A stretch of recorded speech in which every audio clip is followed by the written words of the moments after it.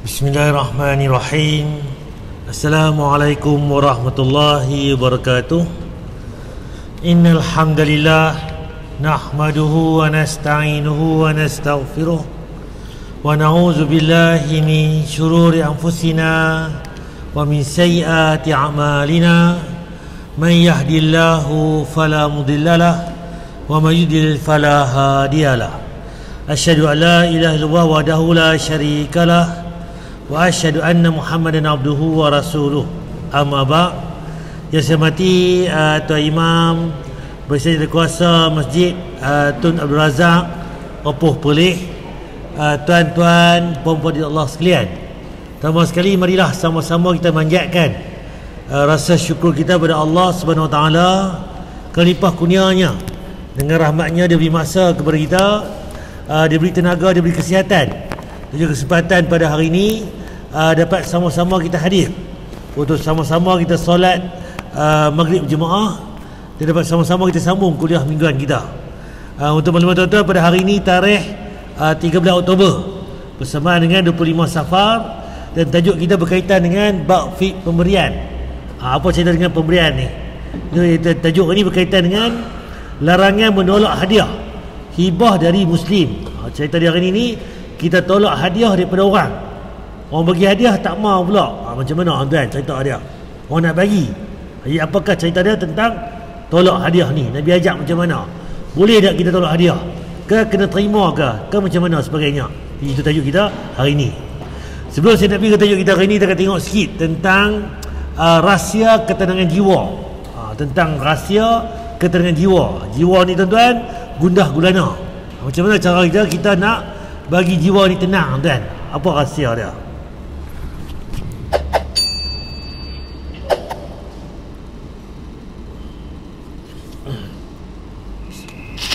Jiwa manusia tidak akan pernah merasakan ketentraman, kesyahduan, dan kesejukan kecuali jika jiwa tersebut terus mendekat kepada penciptanya. Cerita ada tuan-tuan, kita lah macam-macam perasaan kita ni. Ada yang tenang, ada yang susah hati, risau sebagainya. Manusia akan sentiasa gundah gulana, risau, takut, kecemas sebagainya. Jadi kalau kita ingat Allah tuan-tuan, kita akan rasa tenang tuan. Itu kunci dia. Kok mana pun kena kembali pada Allah. Itu yang cara yang sebetulnya.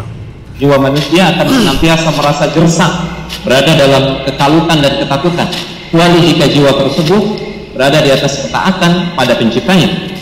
Kalau kita taat pada Allah tuan-tuan, selesai masalah. Pitang mana pun kita akan rasa tenang. Sebab apa? Kita balik pada Allah, kita rujuk balik Allah, kembali pada Allah. Itu yang sebetulnya. Jiwa manusia akan selalu haus dalam pencariannya, kecuali jika jiwa tersebut minum dari telaga pemiliknya. Dialah Allah Subhanahu Wa Taala. Allah Subhanahu Wa Taala bahkan bersumpah dalam surat Al-Qiyamah ayat yang kedua, wala uqsimu bin nafsil lawwamah, demi jiwa yang senantiasa menyalahkan dirinya. Dalil yang pertama ni Allah beritahu dalam Quran, iaitu ayat kedua surah. Lepas tu kata di sini apa panggil yang tadi ini disebut sebagai surah Al-Qiyamah ayat kedua, iaitu demi jiwa yang sentiasa menyelah diri. Kita lah sikit-sikit salah diri. Awak lagu tu, kalau lagu ni duk kalau buat lagu ni tak jadi lagu tu. Semua main kalau kan. Semua ni tuan-tuan, kita duk salah diri kita. Sepatutnya tuan-tuan terima apa benda yang berlaku, dan kita perbetul balik ke depan supaya tak berulang. Itu yang betulnya. Senantiasa menyalahkan dirinya karena berbuat maksiat, karena mengotori dirinya, atau karena kurang dalam mengupayakan ketaatan kepada penciptanya, yaitu Allah Subhanahu Wa Taala. Seseorang mau tidak mau harus kembali kepada Allah Subhanahu Wa Taala. Dia harus hijrah. Cerita dia tuan-tuan, hijrah. Kita kena kembali kepada Allah.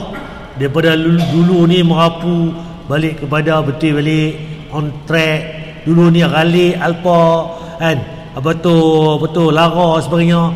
Kembali pada Allah, balik taat, beribadah. Dulu ni mungkin semayang juga, tapi hujung-hujung waktu lah semayang on time, berjemaah di masjid.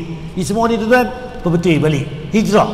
Daripada dulu ni buruk kepada baik, daripada tak ketahuan kepada lebih baik daripada sebelumnya. Daripada dulu ni tak tahu mana-mana, lah lebih arif, lebih berilmu dan sebagainya. Semua ni tuan kena hijrah, berubah pada diri kita. Hijrah, karena hanya dengan itu dia akan menemukan tujuan hidupnya, menemukan ketentraman, ketenangan, dan kesyahduan dalam hidupnya. Itulah sebabnya Allah berfirman, "Fafirru ilallah." Berlarilah kalian menuju Allah Subhanahu wa taala. Dialah yang telah menciptakan jiwa tersebut. Jadi kita kena kembali pada Allah. Bukan jalan maklimah tuan. Berlari pada Allah, kembali pada Allah. Dah hanyut jauh dah. Aku ni main umur 50-60 ni, semayang pun tak ketahuan hala ni. Bukan kata masa ni nak berjalan relax dah. Kena kembali tu lari pada Allah. Betul-betul kita berubah diri. Kita tak tahu tuan-tuan masa kita lama mana lagi. Expired date kita ni, iaitu akhir kita ni bila? Esok ke, malam ni ke, saat lagi ke? Kan kalau tuan tak perasan tadi, grup saya mengajar Masjid Mustaqim Seriap. Tok siap dia kot, nombor 1 nombor 2 meninggal. Tadi Zuhur mayang berjemaah 3.30 meninggal tuan. Contoh tuan. Jadi masa sat je. Jadi kata tadi mayang kita tadi maghrib lah pukul 10 tak ada dah. Contoh. Kita pun tak tahu tuan. Nampak tak? Jadi cepatnya masa berlalu. Kan? Main masa tuan tak boleh percepat sesaat, perlambat sesaat. Dia akan pasti sampai pada waktunya. Malaikat sakarat ni, malaikat maut akan ambil nyawa kita tepat pada waktu dia. Allah yang maha mampu memberikan ketentraman, kesyahduan, kesejukan kepada jiwa tersebut. Semakin jiwa tersebut jauh dari penciptanya, semakin gersang. Semakin kita jauh pada Tuhan kita, pencipta kita, semakin jauh kita. Rasa aku ni jadi kosong, tak guna, kosong jiwa. Sebenarnya sebab apa? Pengisian kita tak betul. Tak kenal Tuhan kita pun. Kalau kita kenal Tuhan kita akan buat apa yang disuruh, tinggal apa yang dilarang. Bahkan dia akan mengalami kematiannya. Kematian macam mana? Duk hidup pun mati dah. Mati jiwa tuan. Dia akan jadi beban, jadi tak guna. Kan, baik aku mati. Nampak dia dah mati dah sebenarnya. Kan, mati apa? Mati jiwa dia. Roh dia ada, badan dia ada, nyawa ada. Tapi apa? Dalamannya dah tak ada tuan. Kita tak mau kita mati awal daripada maut kita. Jiwa kita tuan kena hidup tuan. Sebab jiwa ni akan hidup selama-lamanya sampai hari kiamat. Sehingga ke syurga ataupun ke neraka tuan.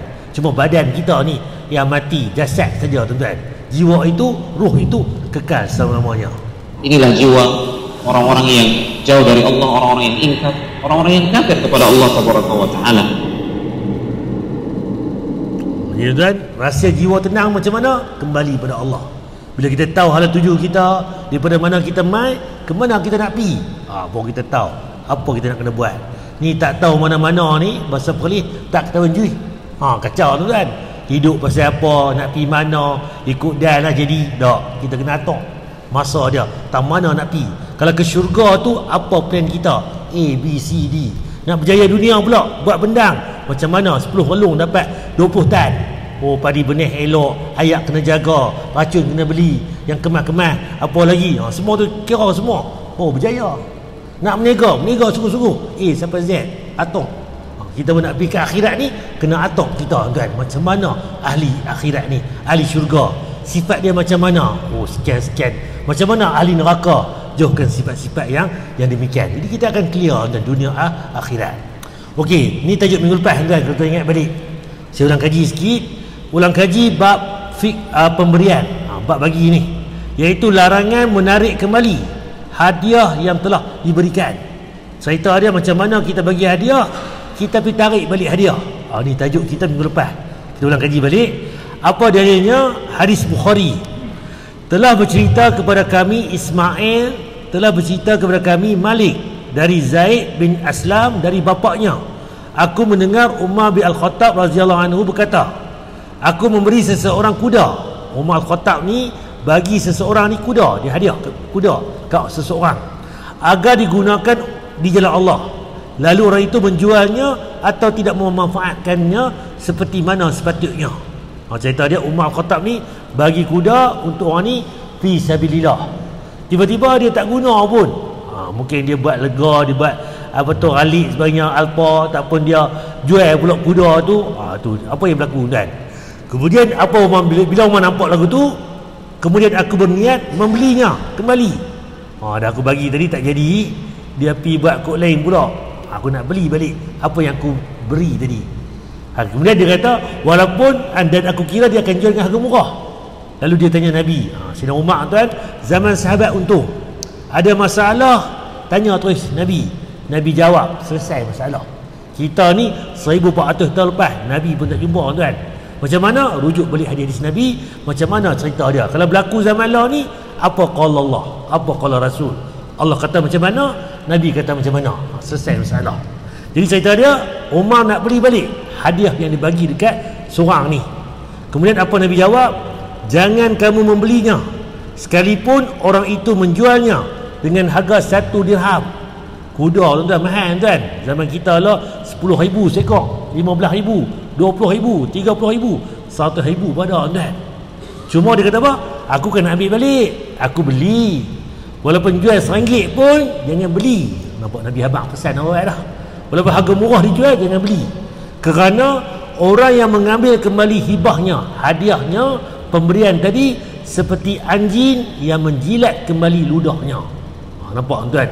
Orang yang suka bagi ke orang bagus, pahala banyak. Tiba-tiba dia bagi ke orang, dia pergi ambil balik. Bukan ambil saja ustaz, kita bayar. Bayar tak bayar ke, rampas ke, samalah. Rampas lagi lah teruk. Jadi kita pergi beli ni. Nabi anggapkan macam mana perumpamaan dia, anjing ludah, dia ludah, dia jilat balik ludah dia. Anjing ni kotor tuan. Orang yang bagi tadi bagus, sebaik-baik pemberian. Dia kalau dia pergi ambil balik, dia macam anjing. Perumpamaan Nabi abang. Dan apa dia jadi? Dia ludah pula, kotor ludah tuan. Tak apalah anjing tu ludah, jilat balik pula ludah dia. Nampak tuan?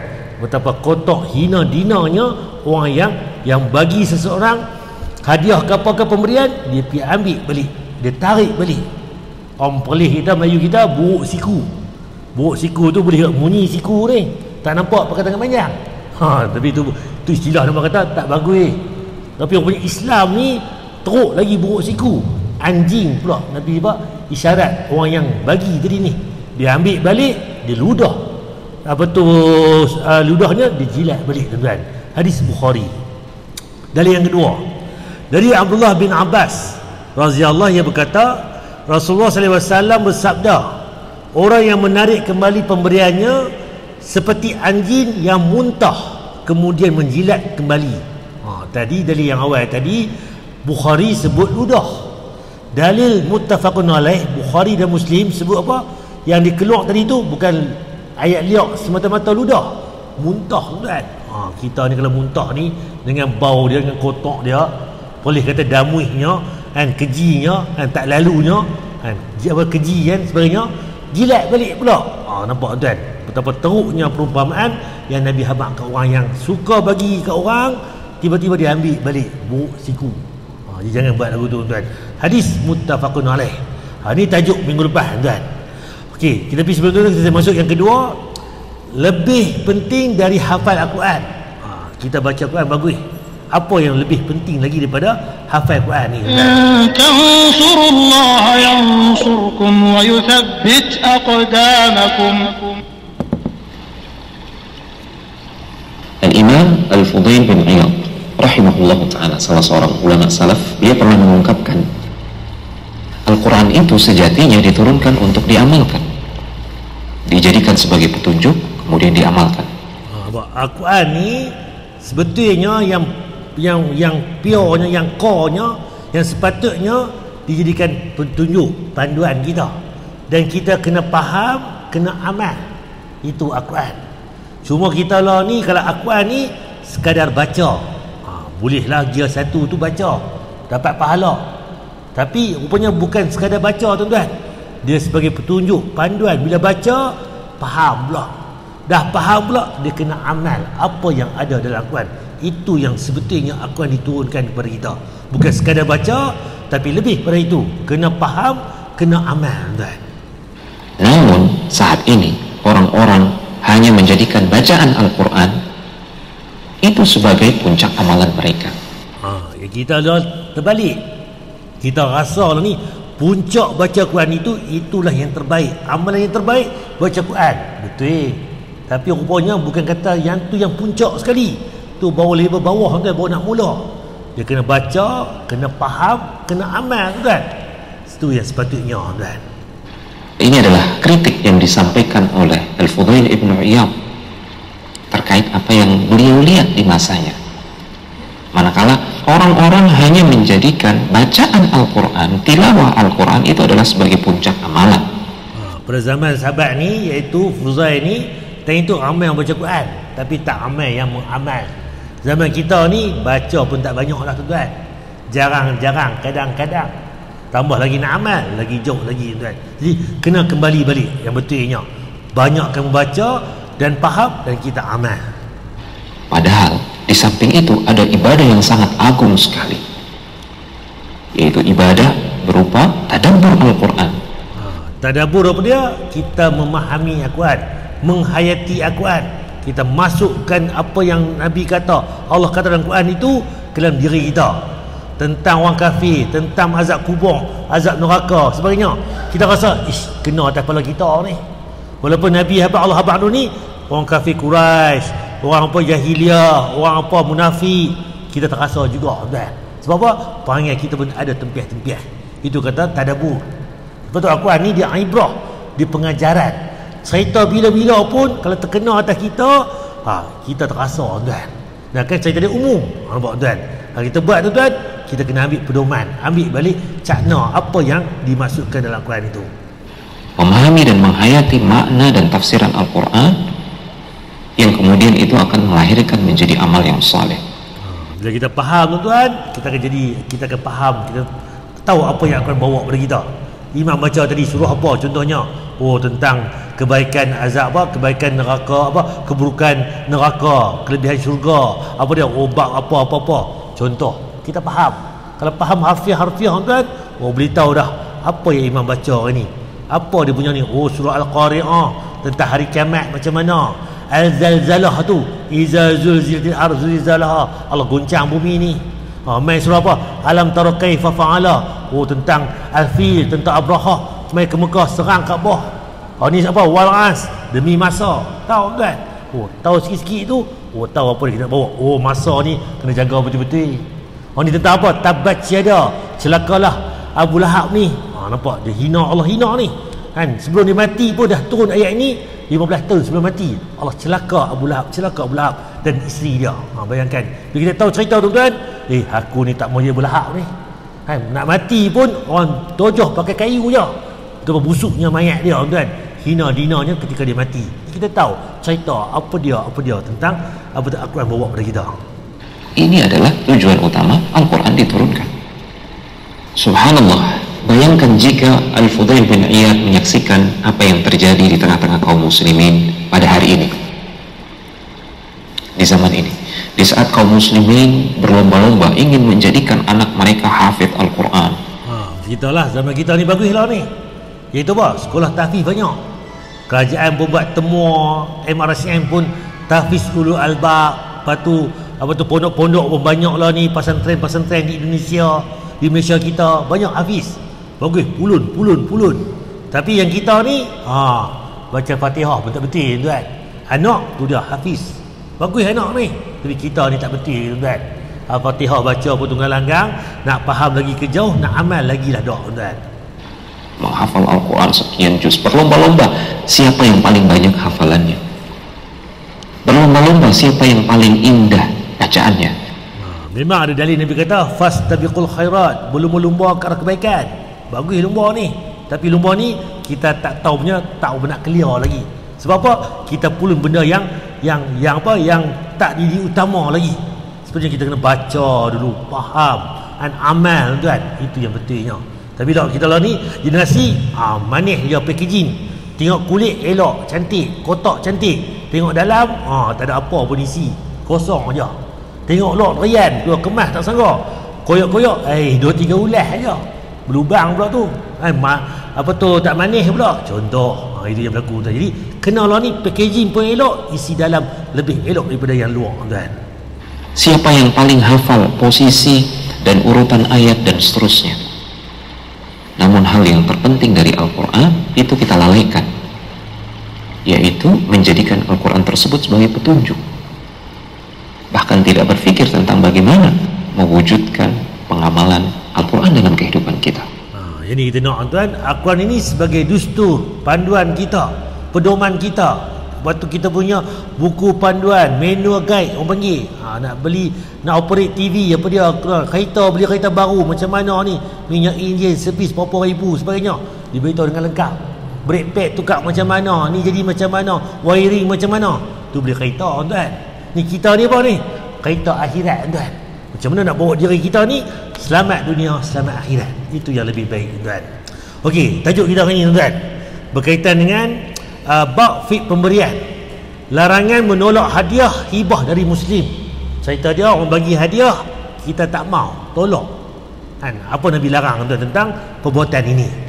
Itu ada satu dalil sahih hadis Ahmad, Ibnu Hibban, Al-Hakim dan At-Tabrani dan Abu Ya'la dari Khalid bin Adi Al-Juhani radhiyallahu, ia berkata, aku mendengar Rasulullah SAW bersabda, barang siapa sampai kepadanya sesuatu pemberian yang baik dari saudaranya se-Islam tanpa meminta-minta dan tanpa mengharapnya, kita duduk rumah elok, orang bagi hadiah, bagi rezeki, bagi apa-apa sebagainya, nak tolak ke tak? Apa Nabi habaq? Kita tak minta pun, tak harap pun, hendaklah ia menerimanya dan jangan menolaknya. Nabi habaq ambil, orang bagi kita ambil. Ustaz tak minta pun ambil. Ustaz tak harap pun, tak mimpi pun ambil tuan. Ni dalil dia. Kerana itu adalah rezeki yang Allah berikan kepada kamu. Nampak tak, Allah bagi rezeki, ambil lah tuan. Nak kata apa tuan? Contoh dia saya tuan, rezeki tuan, apa tu dulu ni tahun 2010 saya beli kereta Yuska, kereta terpakai yang Volvo putih saya lama dulu ni, dah saya jual dah. Saya beli kereta tu, lepas tu di Penang, tengok dalam mudah tu beli. Kemudian apa kawan kata, hang beli kereta Yuska ni tengok sama elok tak elok. Ni bulan ni Volvo buat servis percuma di Penang. Mahal ni nak pergi servis Volvo, kereta Yuska ke kereta baru. Hampir je servis percuma. Kalau rosak pun kita pick up lain. Kita pun dah kereta baru beli tu, pergi kedai tu Volvo tu apa dekat jalan Sungai Pinang tu. Pergi cek, ada dia cek kata, oh ni ada turbo hose dalam 40-80 ringgit lebih kurang harga kan. Jadi upah free, tukar tu dalam kurang 100 kita lebih kurang. Kita pun balik rumah, duduk sebulan 2-3 minggu lepas tu ada seorang telefon saya, halo, Assalamualaikum, hello, selamat pagi, ini Encik Umar. Ya, saya Encik Umar, saya Mr. Kumar. Dia ni pilih aku ke?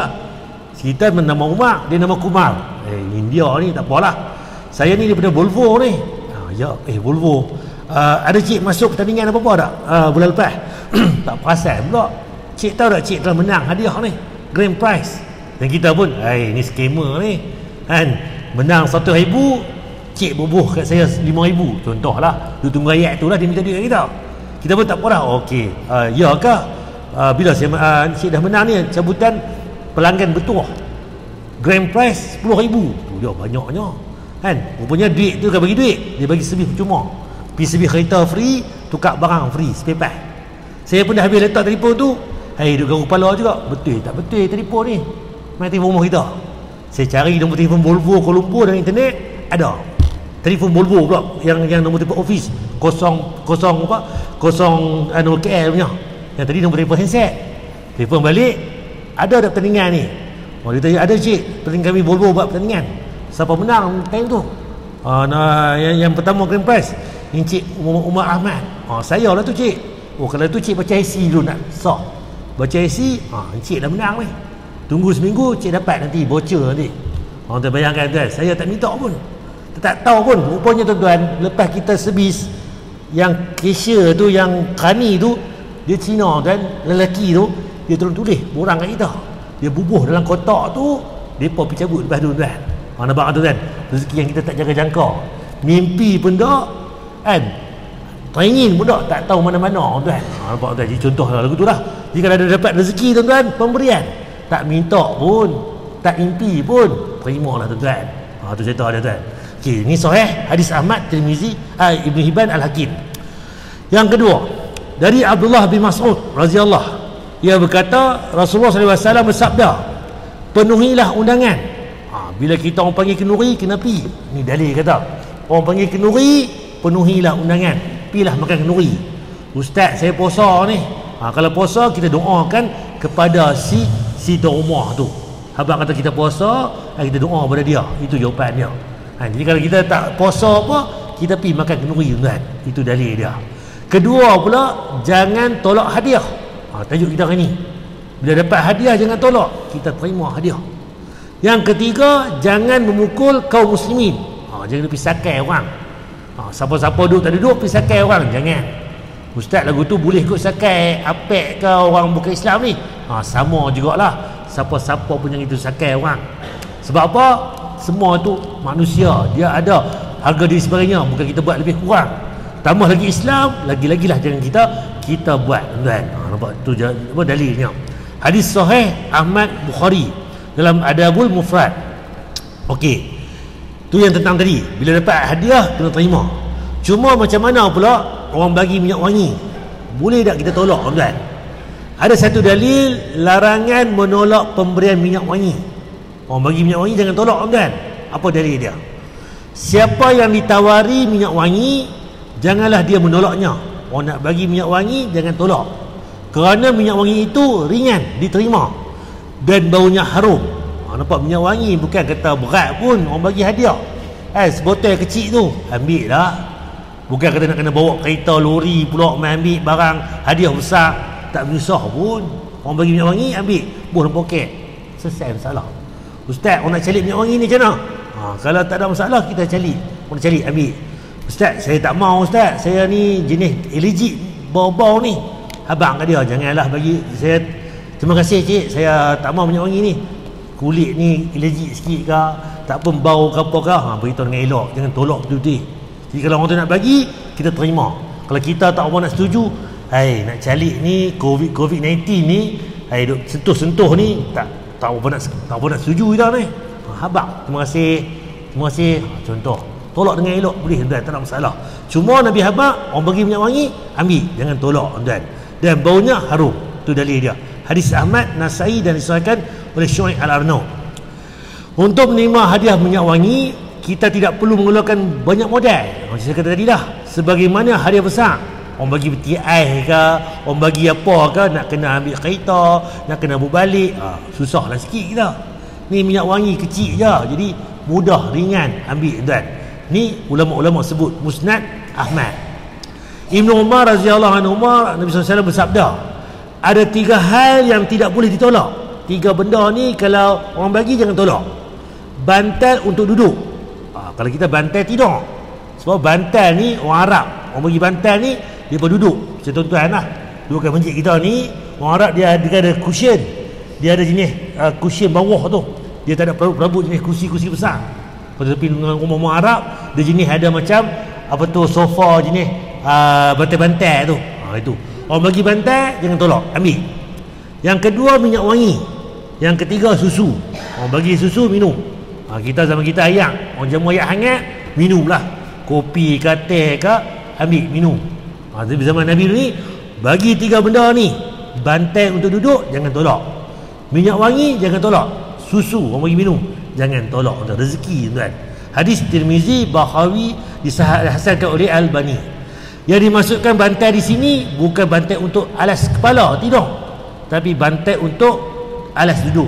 Ni orang Arab lah. Macam kita lah, kalau kita ni orang bagi kursi duduk ke apa ke, tu adab kita. Tapi tempat Arab ni dia pun bagi bantal yang jenis untuk kita lapik punggung kita untuk duduk. Jadi jangan kita tolak, ambil tuan. Di samping larangan di atas juga disebut dalam hadis yang sahih, Nabi SAW tidak pernah menolak pemberian minyak wangi. Setiap beliau diberi minyak wangi, beliau menerimanya. Siapa bagi dia akan ambil, selalu menerimanya. Seorang ulama tabi'i, Sumamah bin Abdillah bercerita, Anas tidak pernah menolak pemberian minyak wangi. Anas mengatakan bahawa Nabi SAW tidak pernah menolak minyak wangi. Jadi Anas ni, orang bagi minyak wangi kat dia, dia akan ambil. Berapa botol yang bagi pun dia terima. Contoh, dah orang bagi minyak wangi, ambil lah. Zaman kita dulu ni, pi Langkawi minyak angin, minyak gamat tu dia ustaz beratok dekat belakang rumah ni, atas parah, orang bagi, ambil lah. Tak mau ambil, bagi kat jiran sebelah, bagi kat cucu, bagi kat menantu, contoh. Jadi ambil lah. Tentang pemberian tu tuan, kita ambil. Zaman Nabi minyak wangi, kita pun samalah, minyak wangi kita ambil. minyak angin ke apa-apa kita ambil itu, tak ada masalah. Diriwayatkan daripada Abu Hurairah radhiyallahu dari Nabi SAW, wahai kaum muslimah, jangan sekali-kali seorang wanita meremehkan pemberian tetangganya walaupun hanya ujung kaki kambing. Tuan, kita tuan, ada ke dia bagi kita ni kaki ayam contoh, tuan, jiran kita bagi apa pun ambil dah tuan-tuan kan. Kalau negara Arab ni ujung kaki kambing tu kan ada apa pun, isi pun kan ada pun, tapi orang bagi ambil tuan-tuan. Nabi pesan orang perempuan kalau ada orang bagi hadiah apa-apa hujung kaki kambing pun ambil. Ustaz dia bagi kita kaki ayam, ambil lah buat sup ayam, kaki ayam kan. Zaman law tuan, duit tuan, dulu kaki ayam ni orang buang, law kaki ayam pun jadi harga tuan. Itu cerita dia, apa orang bagi ambil tuan. Muttafaqun alaih. Darinya pula bahawa Rasulullah SAW bersabda, tahabu, saling memberi hadiah, nescaya kalian akan saling mencintai. Kita bagi hadiah, orang sayang kita. Macam kita lah, di Langkawi beli apa? Beli cikelat sebalang. Beli apa? Beli kain dekat 2-3 helai contoh, bagi kat jiran sebelah kiri kanan. Jadi pemberian itu orang suka. Pi mana ni? Pi Korea. Pi mana ni? Pi Bali. Pi mana ni? Pi macam-macam lah mata. Lah ni PKP ada rumah aja lah. Tak ada di mana tuan. Kita bagi hadiah tuan, orang suka tuan. Tak ingat kita. Oh nampak kitchen, nampak lah apa magnet apa TI tu. Oh pi mana ni? Oh Medan, Bukit Tinggi. Mana ni? Contoh macam mata lah. Itu tuan. Jadi bagi hadiah, tanda orang ingat bila kita bagi hadiah ni, orang rindu kita, orang sayang kita, cinta tuan. Menerima hibah walaupun sedikit dari Abu Hurairah. Okey, apa sebenarnya tuan? Menerima hadiah walaupun sedikit. Okey, daripada Abu Hurairah radhiyallahu, Rasulullah SAW bersabda, kalau aku diundang untuk zira atau qurra. Apa itu zira dan qurra? Nescaya aku akan datang. Dan kalau aku diberi hadiah zira atau qurra, nescaya akan aku terima. Saya tadi apa dia zira dan qurra ni? Nabi kata kalau orang bagi makan zira ataupun qurra, dia akan pi. Kalau orang bagi hadiah zira dan qurra pun dia akan ambil. Apa dia zira dan qurra ni? Hadis Bukhari. Zira dari haiwan adalah kaki bagi atas. Jadi binatang ni lembu ke kambing ke, kaki naik ke atas. Sedangkan qurra dari haiwan adalah bahagian mata kaki dan tidak ada daging. Macam kita lah kenduri apa korban hari tu ni, kaki lembu ni siapa nak ambil, bakar kaki sedap contoh kan, dia buat sup sedap ni contoh. Jadi benda tu kan ada isi pun tapi sedap contohnya, Nabi dia ambil tuan, dia makan. Dira dan qura secara khususnya disebut di sini untuk menggabungkan antara sesuatu yang rendah, tak ada harga pun, dan sesuatu yang terhormat, berharga. Kerana dira begitu disukai oleh beliau daripada bahagian yang lain. Sedangkan qura tidak berharga. Disebut dalam sebuah pepatah, belilah qura kepada seorang hamba, nescaya akan diminta dira daripadamu. Kaki tu, kaki lembu ke atas ada isi lagi, kaki lembu ke bawah tu tak apa ada apa dah. Tapi kalau kita kan, Nabi diberi dua-dua ni, Nabi ambil, Nabi tak berkira. Cerita dia apa orang bagi pun kita terima tuan, terima seadanya, tak ada masalah. Okey, yang seterusnya pula membalas hadiah. Orang bagi, kita balas balik tuan.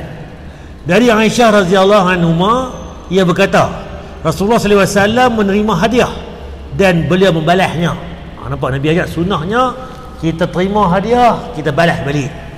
Kita dah buat lama dah. Orang Melayu kita ni bagi tepung talam, dia balas tepung bungkuih. Beli lompang, orang bagi lompang, kita balas pula apa tu kuih karipak contoh. Jadi cerita dia, orang bagi pinggan tu tak bagi balik kosong, ada isi. Zaman kita duk buat lah ni pun dah sunnahnya sebenarnya tuan, ikut Nabi dah. Orang bagi hadiah tuan, kita pilih gitu tuan, siapa yang paling utama mendapatkan hadiah?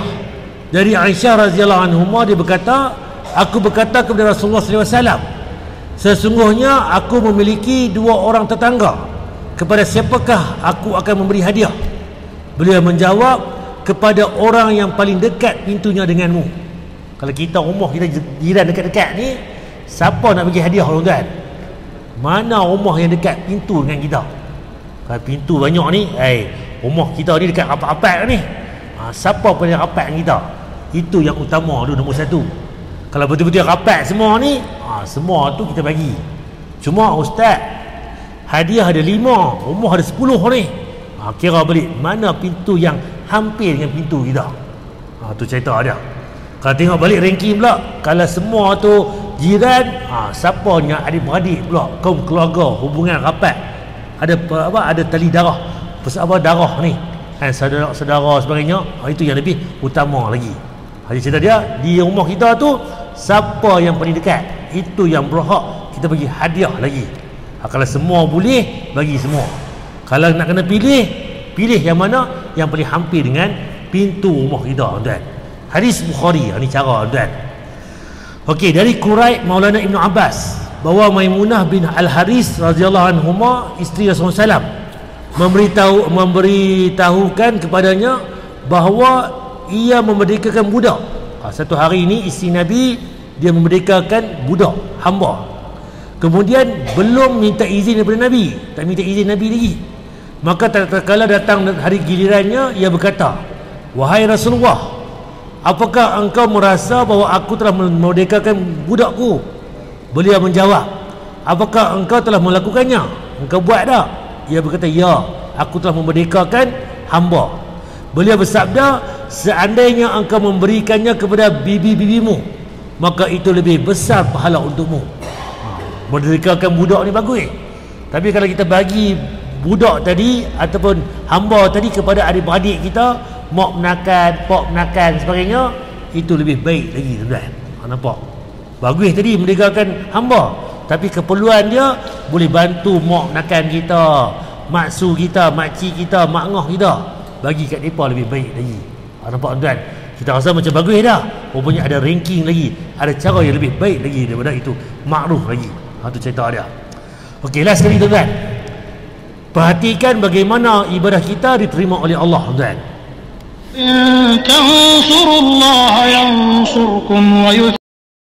Sentiasa taat kepada Allah Subhanahu wa taala. Berusaha untuk memperbanyak ibadah yang diperintahkan dan disyariatkan oleh Allah Tabaraka wa taala.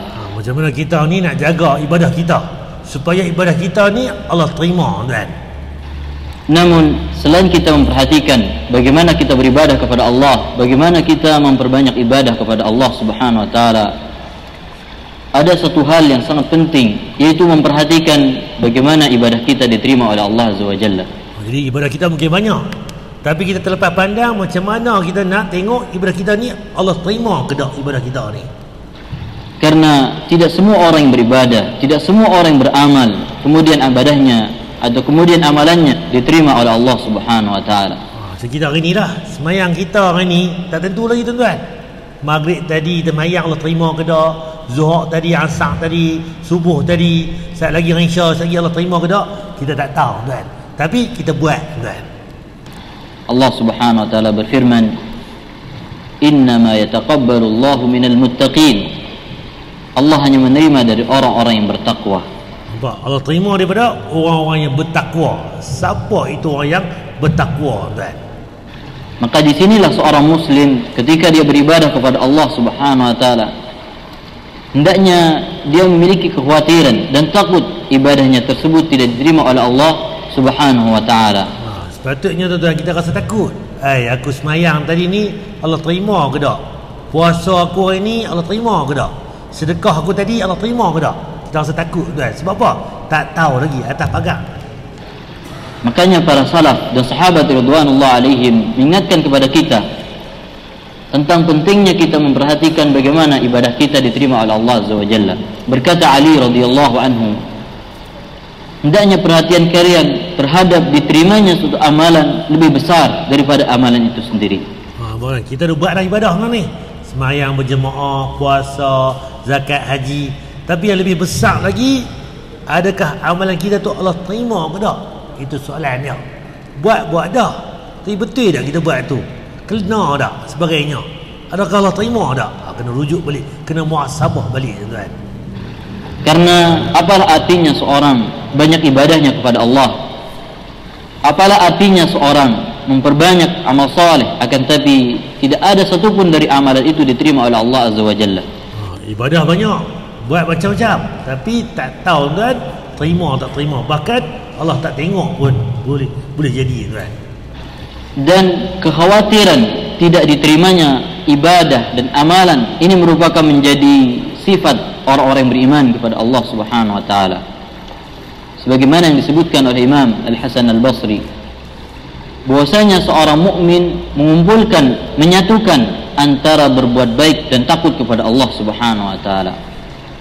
Adapun orang-orang munafik, mereka menyatukan antara perbuatan yang jelek, perbuatan yang buruk, dan merasa aman, merasa ibadahnya diterima oleh Allah Subhanahu wa taala. Beza tuan, orang yang mana bertakwa ni, beriman ni, dia takut. Aku buat dah ibadah, terima tak terima. Orang munafik pula, rasa kemas, rasa seronok, selesa. Sebab apa? Allah terima dah ibadah kita ni. Nampak beza tuan. Itu dia punya perbezaan dia. Dan kalau kita lihat firman Allah Subhanahu wa taala di dalam Al-Qur'an, yang Allah Subhanahu wa taala berfirman, "Walladzina yu'tuna ma atau wa qulubuhum wajilat." Dan orang-orang yang datang kepada Allah Subhanahu wa taala dengan ibadahnya, datang kepada Allah Subhanahu wa taala dengan hati yang takut, padahal mereka menghadap kepada Allah Subhanahu wa taala dengan amal soleh.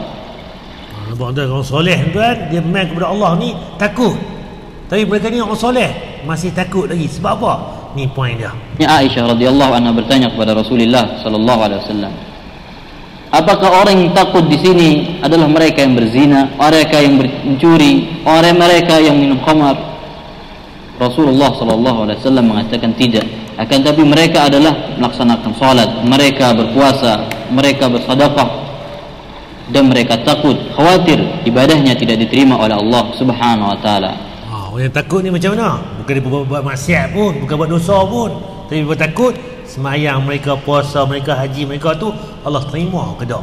Itu yang jadi yang kita kena tengok balik tuan. Dua rasa seronok dah, kemas dah, boleh semayang ni puas. Memang puas kita rasa. Tapi puas kita tu Allah terima dah. Ada riak dah, wuduk tadi clear ke tak, dan sebagainya. Semayang tadi ikut sunnah ke tak, betul dah apa Nabi ajak kita, bacaan kita. Tengok balik, muhasabah balik. Dan Allah malam tu. Jadi cerita dia kena berhati-hati. Dan Allah malam. Saya boleh dekat ini tuan-tuan. InsyaAllah kita jumpa pula pada minggu depan tentang tajuk tentang pemberian juga tuan-tuan. Hari ke depan lagi dah. Kita tengok. Tuan nak tanya apa tentang dia hari ni? Berkaitan dengan pemberian ni, cerita dia jangan kita ambil balik pemberian. Kita bagi buruk siku. Bahkan Allah kata apa? Macam Nabi kata macam mana kita muntah balik, jilat balik muntah kita. Itu kita ambil balik. Kalau orang bagi hadiah kita, jangan tolak. Terima seadanya. Walaupun dah ada dah tuan-tuan kat rumah, ambil tuan. Orang bagi rezeki daripada Allah. Wallahu a'lam. Kalau tak mau nanti kita bagi ke orang lain pula. Itu cerita lain. Ni orang bagi tu dia berhajat, kita terima dulu. Kemudian kita nak bagi ke orang lain pula, terpulang pada kita. Wallahu a'lam. Saya beri dulu insya-Allah. Subhanakallahumma bihamdika asyhadu an la ilaha illa anta astaghfiruka wa atubu ilaik. Assalamualaikum warahmatullahi wabarakatuh.